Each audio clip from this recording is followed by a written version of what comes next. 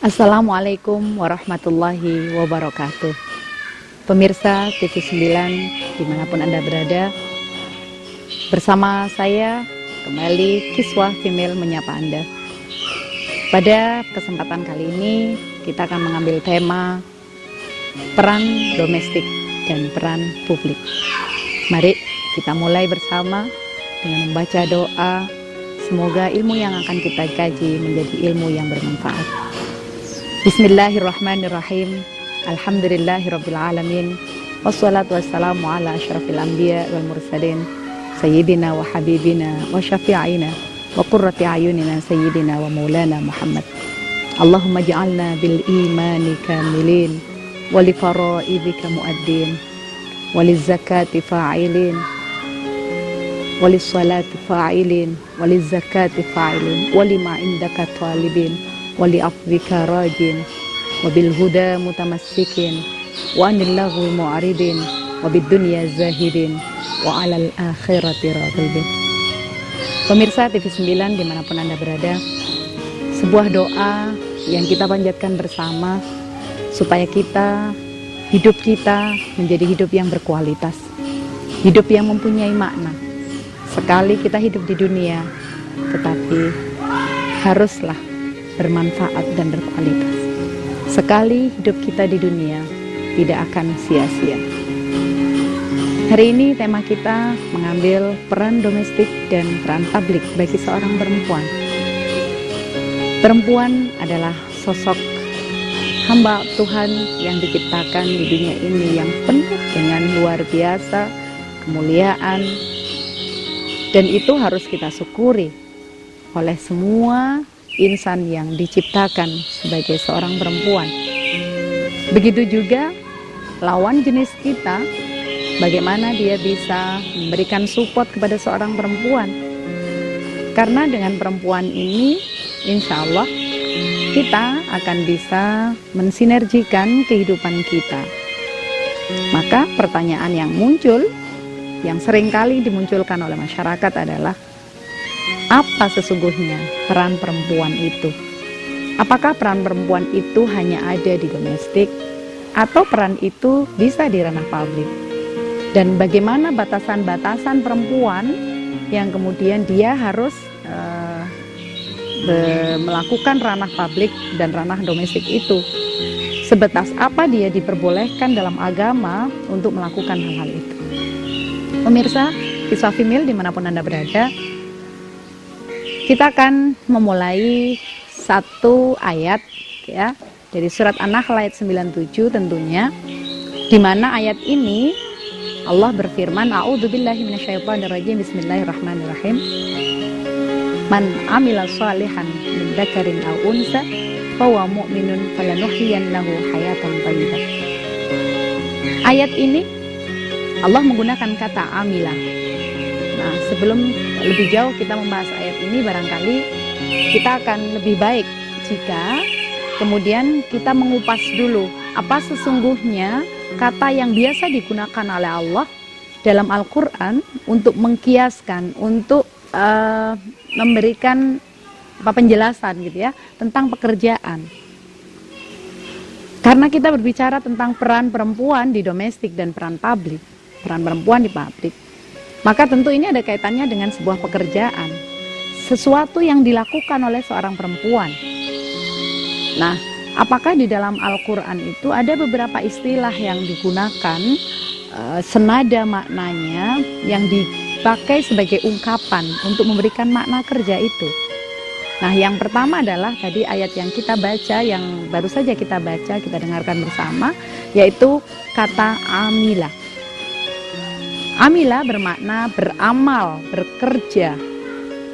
Jadi ketika kemudian orang berbicara tentang amal, bekerja, itu adalah pekerjaan yang kemudian dilakukan oleh seseorang, apapun bentuknya. Nanti pekerjaan itu ada pekerjaan baik, tentu ada pekerjaan buruk. Nah, kita berbicara pada pekerjaan yang baik, karena kita diminta oleh Allah untuk bekerja, melakukan sesuatu yang baik, yang jelek tidak. Nah, perintah Allah dalam surat An-Nahl tadi memberikan menjelaskan pada kita bahwa man amila sholihan, barang siapa yang mengerjakan soleh, mengerjakan perbuatan dengan baik. Siapa yang mengerjakan itu? Di sana ada min dzakarin au unsa, ada laki dan perempuan. Allah tidak membedakan antara laki dan perempuan.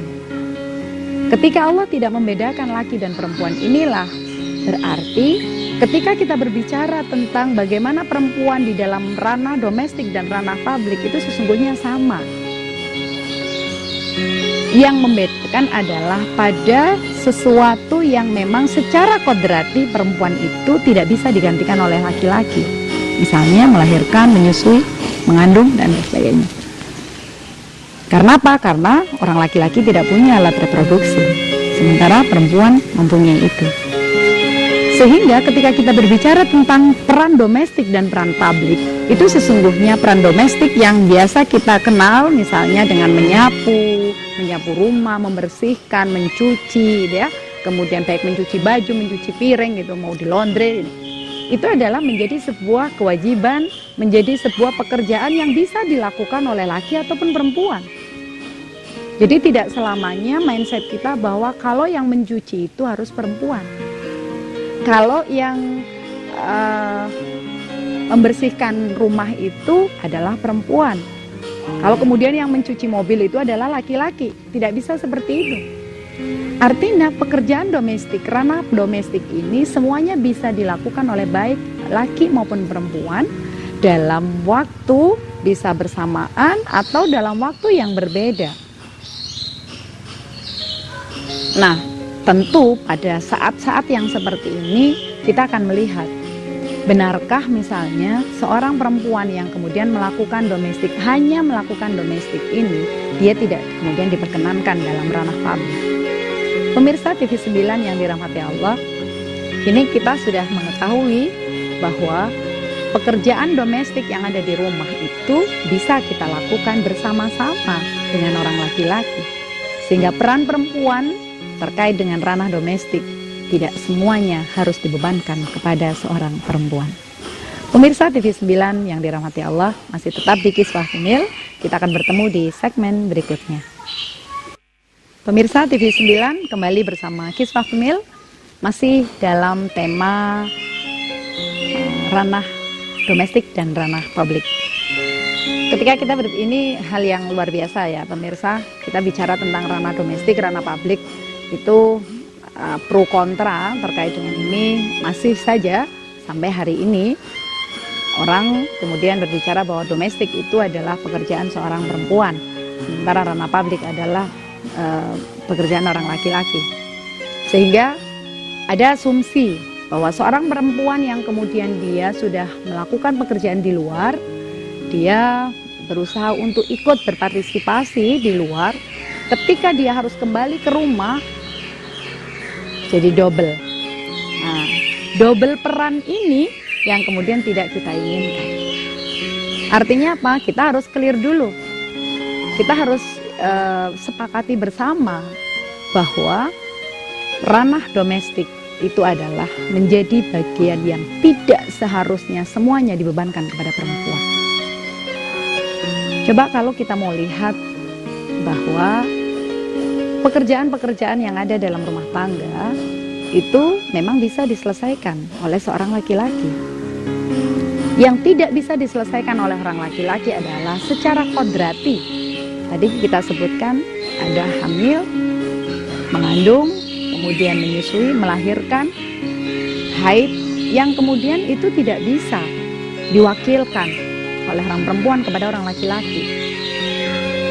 Pada posisi misalnya seorang perempuan yang sedang menstruasi atau dia sedang melahirkan, di dalam Islam memberikan sebuah keringanan.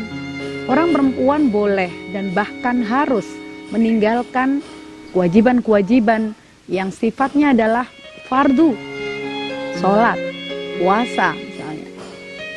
Dia harus tinggalkan itu ketika dia melakukan atau ketika beliau mendapati atau sedang menstruasi, setelah melahirkan, pada saat nifas.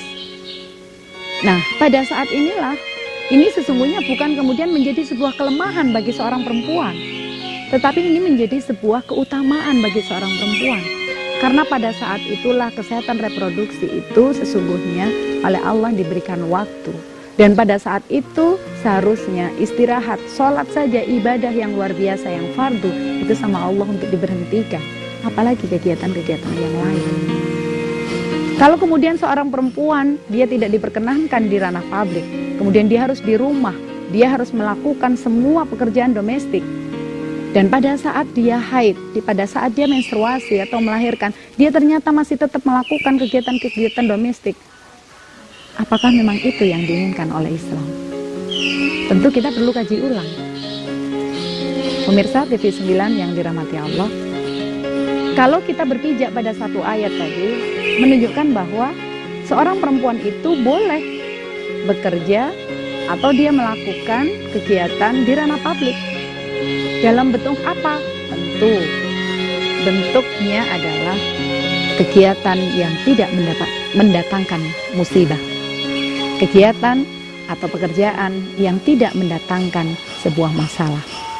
Kegiatan yang tidak membawa madarat kepada seorang perempuan itu ataupun kepada keluarganya. Hal ini bisa kita contohkan, misalnya seorang perempuan sah-sah saja dia kemudian melamar sebuah pekerjaan sebagai seorang pendidik atau guru atau mu'alim. Seorang perempuan sah-sah saja dia melamar sebagai seorang karyawan di sebuah perusahaan. Atau bahkan pada saatnya nanti di jenjang karir dia akan menjadi seorang bos, dia akan menjadi seorang manajer, dia menjadi seorang kepala cabang misalnya.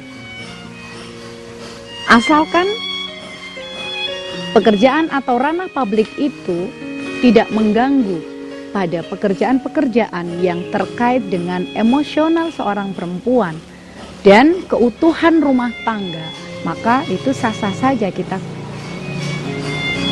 Mengapa demikian? Karena sesungguhnya ketika kemudian seorang perempuan, tadi yang saya sampaikan, ketika dia sudah di ranah publik, ternyata yang di domestik dia tidak kelar. Bagaimana dia bisa melakukan pekerjaan yang ada di ranah publik ini dengan sempurna? Karena dia harus double guard. Dia dua peran. Dan dua peran ini tidak kemudian mudah. Dan ketika dua peran ini tidak mudah, tidak boleh juga kita misalnya, kalau gitu ya sudah, perempuan itu harus di rumah saja. Di rumah saja dia harus melakukan pekerjaan. Sementara ketika perempuan berada pada ranah domestik, tidak ada pengakuan misalnya dari seorang laki-laki bahwa kegiatan domestik ini sesungguhnya kalau mau kita rupiahkan, itu menjadi luar biasa. Caranya gimana? Coba kita buktikan dengan kita menghitung secara matematis. Ketika seorang perempuan pasangan pasutri ini, dua-duanya kemudian berada di ruang publik, maka otomatis yang domestik ini dia wakilkan kepada orang. Dia wakilkan kepada misalnya masaknya kepada pramusaji, kepada skip sweeping, sehingga kemudian semua pekerjaan yang ada di rumah itu dia bebankan kepada orang lain. Dia limpahkan, dialihkan kepada orang lain dengan membayar gaji. Maka kita hitung berapa gaji yang harus kita keluarkan, berapa kos yang kita keluarkan untuk mereka. Kalau kita mengeluarkan ongkos kepada orang lain, kita rela. Tetapi ketika kemudian seorang perempuan, seorang istri berada di rumah dan dia harus mengerjakan kegiatan domestik yang luar biasa, dia menyetrika kadang sampai malam, ternyata tidak ada sama sekali kos yang diberikan kepada suami untuk istri itu. Bukankah ini hal yang luar biasa yang perlu kita suarakan bersama, kita pahami bersama, bahwa Islam sesungguhnya tidak membedakan antara laki dan perempuan. Bahkan Islam menghormat dan menjunjung tinggi martabat perempuan dengan datangnya Rasulullah Muhammad SAW. Karena itulah, pemirsa Kiswah Female dimanapun Anda berada, ranah domestik dan ranah publik itu sesungguhnya menjadi bagian yang bisa dimasuki oleh laki ataupun perempuan. Domestik dalam makna membersihkan rumah, domestik dalam makna kegiatan pekerjaan yang berada di lingkungan rumah kita. Tentu, kalau kita bicara sekarang tentang pendidikan anak, bagaimana kemudian perempuan yang selama ini mempunyai tugas penuh bahwa perempuan harus di rumah, harus melakukan kegiatan domestik karena perempuan itu terkait dengan pendampingan putra putri kita untuk menjadi generasi yang soleh-solehah. Benarkah perempuan dan hanya perempuan yang bertugas untuk mendidik putra putrinya? Kita lanjutkan di kiswah female berikutnya pada segmen selanjutnya. Tetap di TV9 Santun Menyejukkan. Pemirsa TV9 masih bersama saya di kiswah female. Kita lanjutkan pembahasan kita tentang peran domestik dan peran publik. Maka kalau kita mau tadi berbicara tentang siapa yang seharusnya mendidik putra-putri kita. Nah, mendidik putra-putri kita itu sesungguhnya bukan kemudian menjadi tugasnya seorang perempuan, tugasnya seorang ibu saja, tetapi sama-sama. Ketika kita seorang laki-laki dan perempuan duduk bersama menandatangani akad nikah yang sudah disampaikan, dikontrakkan, dibacakan oleh suami kita, oleh seorang laki-laki dengan seorang wali dari seorang perempuan, maka sesungguhnya mulai saat itu kewajiban rumah tangga menjadi kewajiban dua orang insan, laki dan perempuan yang sudah menyatu itu. Otomatis semua akibat dari pernikahan itu menjadi tanggung jawab bersama. Apa akibat dari perkawinan itu? Akibatnya nanti satu saat kita akan diberikan amanah oleh Allah terkait dengan putra putri. Kita akan dikasih amanah oleh Allah untuk bisa berpartisipasi dengan keadaan sosial kita. Kita diberi tanggung jawab oleh Allah untuk membina keluarga ini dan bagaimana antar laki-laki dan perempuan ini bisa berkomunikasi dengan baik. Bagaimana cara memberi, berbagi, ya, berbagi baik kebersamaan maupun kepemilikan yang kita miliki. Nah, pada saat inilah sesungguhnya pertanyaan tadi, siapa yang berhak mendidik putra-putri? Jawabannya adalah bapak dan ibu, ayah dan bunda, mama dan papa, mak dan bapak, mbok dan semua. Artinya sepasang dalam keluarga bapak ibu, sepasang laki dan perempuan yang kemudian dia dari awal sudah berkhidmat, berniat bersama dalam membangun rumah tangga, itu menjadi sebuah kewajiban dan tanggung jawab bersama. Putra-putri yang dilahirkan itu menjadi tanggung jawab bersama. Begitu dia harus lahir, maka wal walidatu yurdi'na kemarin auladahun, ya. Ketika kemudian seorang perempuan itu dia yang mempunyai kewajiban tanggung jawab untuk memberikan susuannya, memberikan susunya, asihnya. Sementara ayahnya dia berkewajiban untuk memberikan pemenuhan selain itu. Misalnya kiswatuhunna. Bagaimana semua yang ada kebutuhan yang dibutuhkan oleh putra-putri kita itu menjadi tanggung jawab seorang ayah. Ini dalam bahasa lahiriahnya. Sementara pendidikan itu adalah ruhania kita. Bagaimana putra-putri kita ini kita akan didik dia mau menjadi putra-putri yang soleh-solehah, itu tidak lepas dari orang tua baik laki maupun perempuan, ayah ataupun ibu. Mulai dari bayi, maka dalam Al-Quran di sana Allah memberikan contoh gitu ya. Ketika Nabiullah Zakaria sampai di usia beliau yang sudah renta, beliau belum dikasih oleh Allah putra atau putri. Beliau berdoa, beliau minta kepada Allah, dan beliau mintanya sama, berdua. Dalam ayat yang lain juga Allah memberikan penjelasan kepada kita bahwa ketika seorang perempuan itu hamil, mengandung, mulai dari awal dia gitu ya, mulai dari awal masih ringan, kemudian bertambahlah masuk di bulan ketiga, bulan keempat, lima, mulai terasa berat. Pada saat itulah ketika berat, Allah memberikan pembelajaran kepada kita bahwa beliau kemudian berdoa, da'awallah rabbahuma. Di situ menggunakan kata da'awallah. Siapa yang berdoa? Dua. Tidak hanya Nabiullah, tetapi bersama istrinya. Artinya da'awallah rabbahuma ini adalah seorang suami dan istri sama-sama berdoa kepada Allah, sama-sama meminta kepada Allah untuk dijadikanlah putra-putri kita menjadi putra-putri yang solih-solihah. Ini memberikan pengertian bahwa secara ruhani, secara spiritual, kewajiban, tanggung jawab untuk mendampingi putra-putri kita adalah suami dan istri. Jadi tidak benar kalau kemudian yang harus mendampingi anak di dalam rumah adalah seorang ibu, seorang perempuan. Tetapi bapak dan ibu, ayah dan bunda, laki dan perempuan yang sudah membina hubungan rumah tangga dan dia sudah melahirkan putra-putrinya, tentu sama-sama mendapatkan tanggung jawab. Kita tidak bisa saling melempar tanggung jawab itu. Karena kita bisa produk gitu ya, bisa menjadi orang anak itu ya atas dasar sama-sama jerih payah suami dan istri. Tidak bisa kemudian anak itu hanya sendiri, ayahnya saja atau ibunya saja. Meskipun Sayyidina Isa ya bisa, dan itu hanya satu, tidak ada yang lain. Artinya itu memberikan itu hanya sebagai contoh. Itu sebagai contoh bahwa Allah Maha segala-galanya. Allah Maha luar biasa.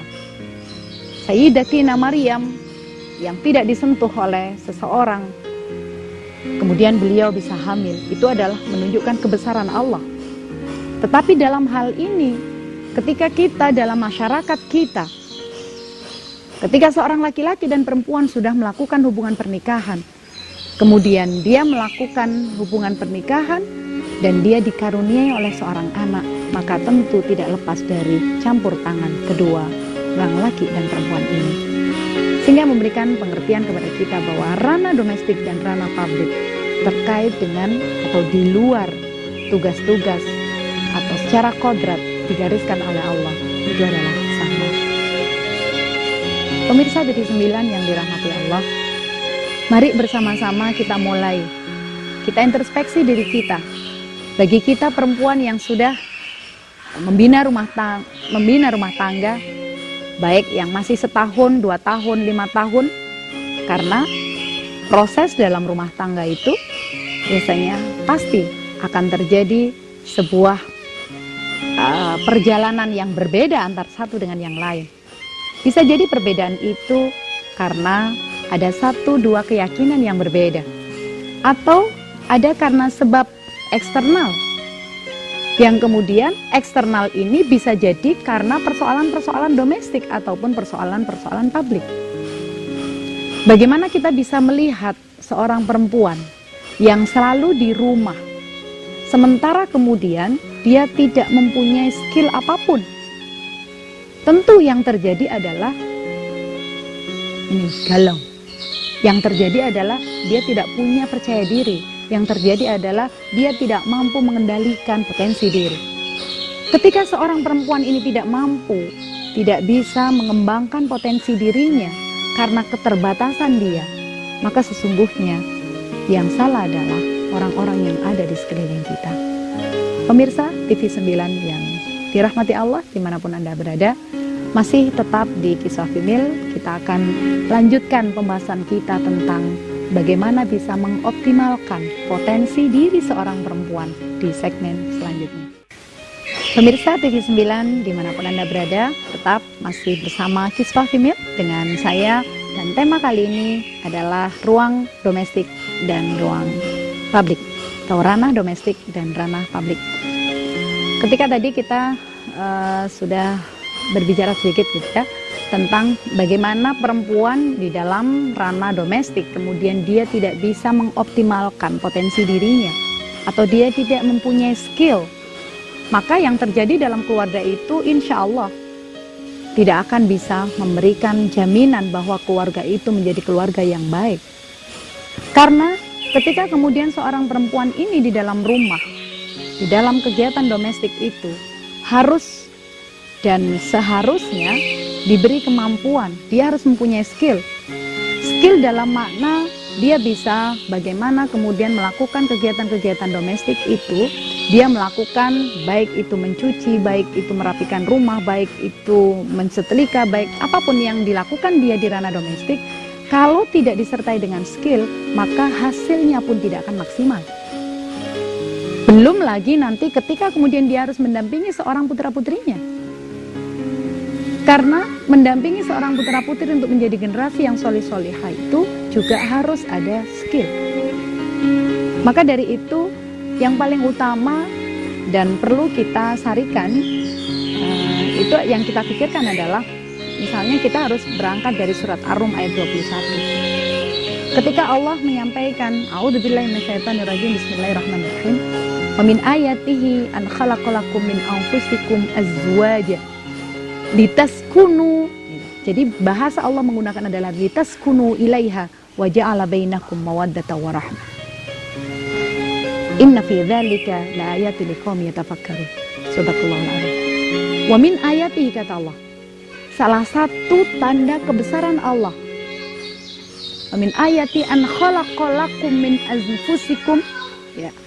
Ketika salah satu tanda kebesaran Allah adalah ketika Allah menciptakan min anfusikum, dari kalian semua. Apa yang diciptakan oleh Allah? Azwaja, berpasang-pasangan. Artinya kita laki dan perempuan itu memang diciptakan oleh Allah untuk bersama-sama, berpasangan. Untuk apa itu, kata Allah? Litaskunu ilaiha. Maka ayat ini sering dibaca ketika kemudian prosesi pernikahan, prosesi akdun nikah.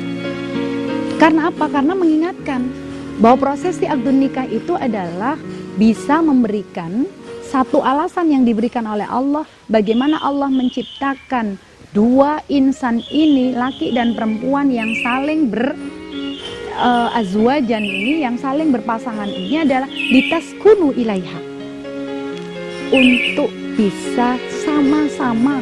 Taskun itu kalau dalam bahasa Arab arti dari kata sakana itu adalah tinggal. Awalnya tinggal bersama. Maka ini suknah, di mana tempat tinggalmu? Kalau unwan sekedar alamat, kalau hanya tanya sekedar alamat, maka alamatnya adalah jalan sekian. Tapi begitu kemudian kita bilang sukna, litaskunu sakinah, itu adalah maknanya tinggal bersama. Mari kita lihat, ada perbedaan tidak antara dalam sebuah keluarga itu yang mereka hidup tinggal bersama.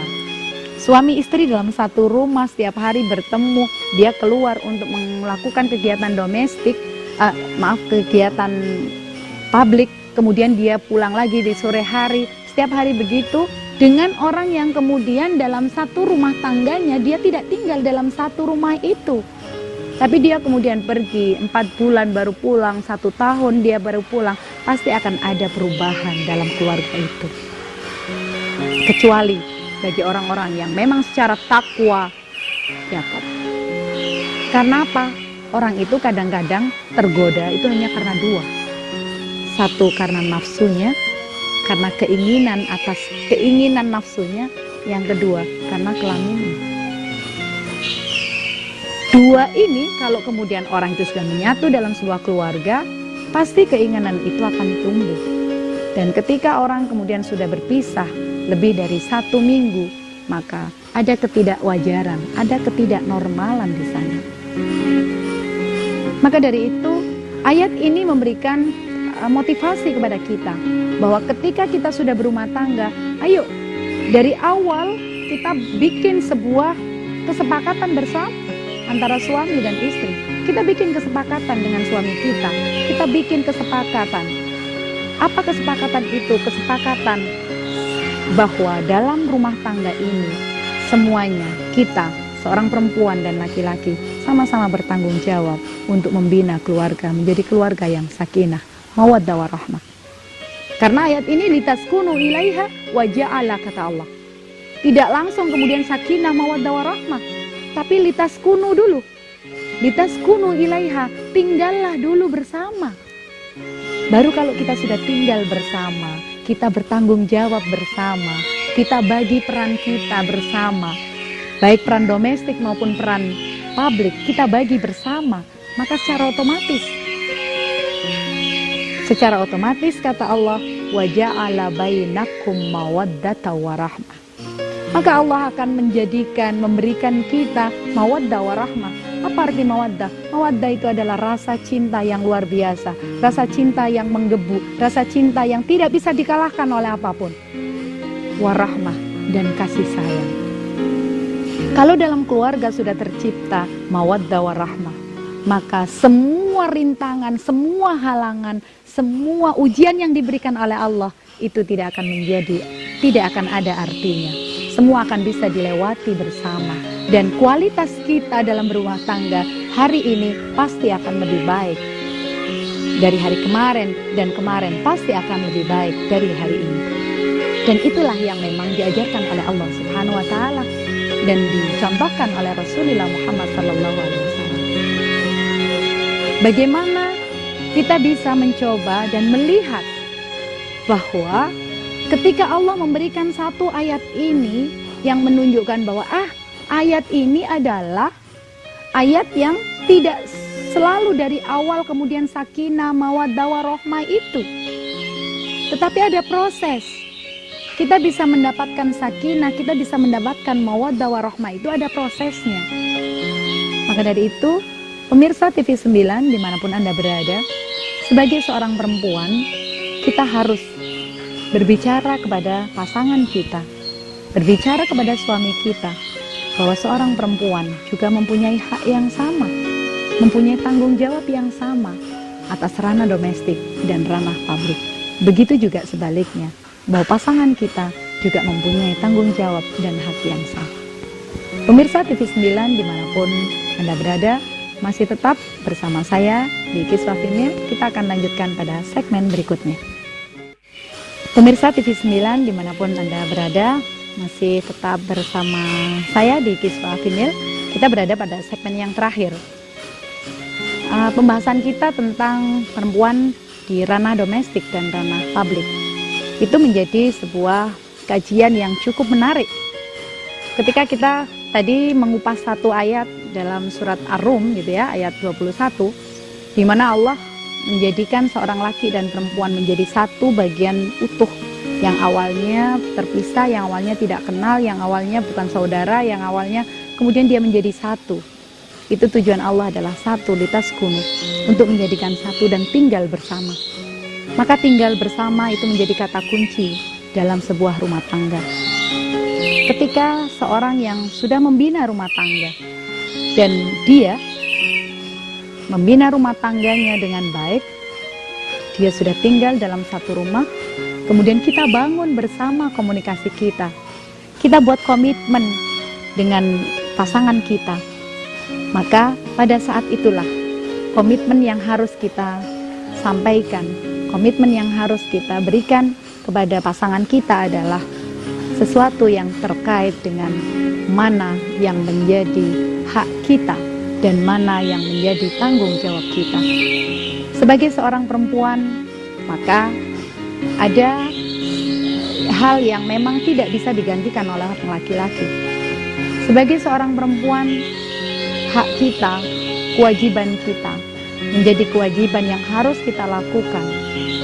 Yang pertama adalah bagaimana kita menjaga kesehatan reproduksi kita. Karena tidak ada yang bisa menjaga kecuali diri kita. Bagaimana cara menjaga kesehatan reproduksi itu? Yaitu dengan cara bagaimana kita bisa mengoptimalkan, bagaimana kita bisa menjadikan hari-hari kita pada saat menstruasi, pada saat nanti melahirkan, pada saat menyusui, itu harus kita ikuti panduan yang sesungguhnya. Karena jika kita sudah lewat masa itu, maka yang terjadi pada diri kita. Jangan sampai teman-teman kita, perempuan-perempuan kita semakin banyak menambah angka penyakit kanker payudara, kanker serviks, kanker ovarium, kanker macam-macam. Yang ada kemungkinan penyakit-penyakit tersebut disebabkan oleh ketidakpedulian kita sebagai seorang perempuan, atau ketidakpedulian seorang laki-laki kepada seorang perempuan, atau ketidaknyamanan seorang perempuan ketika dia harus menjalankan tanggung jawabnya. Nah, ini menjadi PR besar kita bersama. Bagaimana kita seorang perempuan harus mengerti dan memahami kebutuhan kita. Bagaimana seorang perempuan harus bisa memberikan layanan untuk diri kita. Layanan terhadap kesehatan reproduksi kita karena hanya kita yang memiliki. Dan bagaimana kita bisa menjaganya dengan baik. Kalau kita bicara ini, maka kita harus ingat bahwa di dalam surat Al-Mu'min misalnya, Allah menyampaikan ketika ada seseorang, kalau ayatnya umum, baik laki maupun perempuan, ketika dia harus menjaga alladzina hum li furujihim hafidun illa ala azwajihim aw ma malakat aymanuhum fa innahum ghairu malumin faman ibtagha wara'a dzalika fa ulaika humul adun. Ayat ini memberikan penjelasan bahwa sesungguhnya kenapa hari ini musim-musimnya gitu ya, atau di tahun-tahun akhir ini banyak orang yang kemudian terkena, atau dalam media atau kita bisa lihat dalam grafiknya Dinas Kesehatan misalnya, banyak orang terkena penyakit yang penyakit itu berkaitan dengan penyakit kelamin misalnya. Ini sesungguhnya kalau kemudian kita melihat ayat ini sudah jelas, kita diperintahkan oleh Allah untuk menjaga kelamin itu hanya khusus pada pasangannya masing-masing. Artinya ketika kemudian ayat ini kita hiraukan, ayat ini kita langgar, sekarang sudah mulai banyak orang yang nyun sewu, mohon maaf, ada pelecehan seksual dan lain sebagainya itu, sehingga kemudian kesehatan reproduksi seorang perempuan juga tidak bisa dijaga. Sama halnya kesehatan kelamin laki-laki juga tidak bisa dijaga. Maka yang terjadi adalah penyakit-penyakit yang tidak kita inginkan. Berapa sudah teman-teman kita yang harus meninggal gara-gara kanker payudara?